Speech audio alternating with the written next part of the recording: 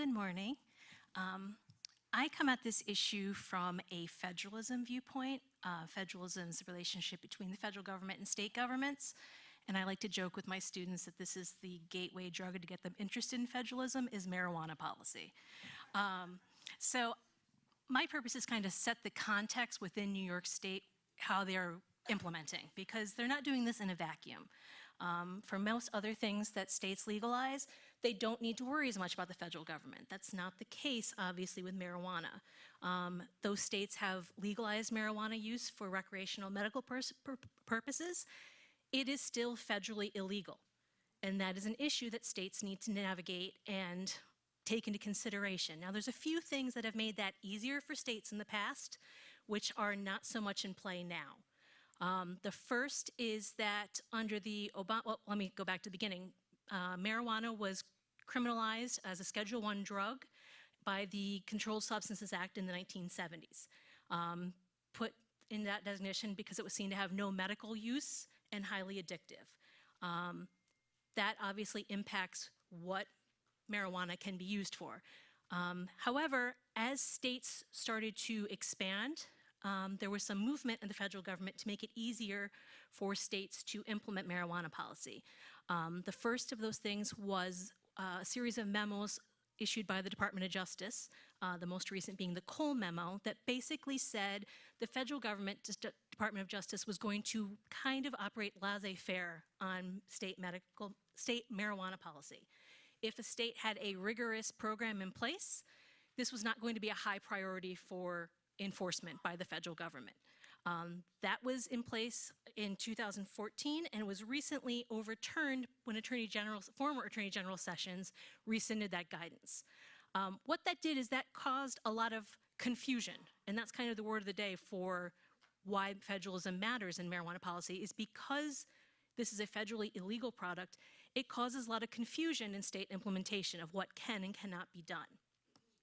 The other provision that kind of protects medical marijuana is the Blumenauer-Rohrabacher Amendment, which is passed on spending bills, which basically prohibits the Department of Justice from using their funds to go after medical marijuana in the states. Does not cover recreational marijuana. That is still in place. That has to be renewed with every spending bill. So during the shutdown, that protection actually lapsed. So that's kind of the context of what we're operating under for marijuana policy. Now, what does that mean for New York State as they implement? Well, there's some very big issues in play because of the federal-state tension. The first is banking. A major problem for the industry is banking prohibitions. With the rescinding of the Cole memo, there's been some confusion as to what is and is not allowed for marijuana facilities for banking. Because it's federally illegal, most marijuana dispensaries, growers operate as a cash-only business because they're unable to get bank accounts. If they do, they're often shut down. That means they also have to keep track of all their payroll in cash, their taxes in cash, because they still have to pay taxes, right? Both at the federal and state level. It's kind of ironic that the federal government says it's illegal, but they still collect taxes. Because it is federally illegal, that's another issue, most medical dispensary operations tax deductions cannot be made at the federal level, which means that tends to push out smaller businesses that can't absorb the tax rate. Some medical facilities are being taxed nationally at 80 to 90% of their revenues. So they're getting a very small profit, which is then a problem for states that think they're going to be getting a lot of money off of marijuana. The other issue I'll touch on real quickly, but we can discuss more in depth, I think, with the rest of the panel, is taxation on the state level, is finding the right state taxation rate to not eliminate the black market. That would be ideal, but it's unlikely, but to minimize the black market, but also to not overtax to make consumption be forced back into the black market. Because of federal restrictions, marijuana is contained within a state where it is legal.